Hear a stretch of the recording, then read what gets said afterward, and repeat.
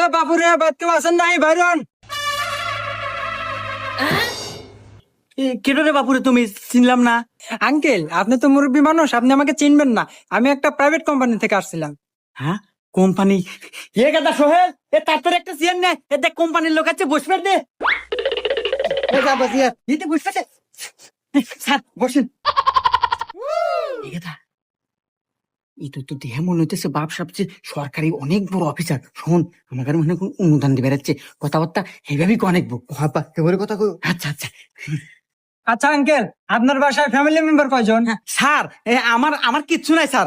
চরাত কোনো জমি জমা নাই। আর এই বাড়িটাও এই দাদার আমল থেকে পূর্বপুরুষের। আমার কিচ্ছু নাই। কিচ্ছু নাই?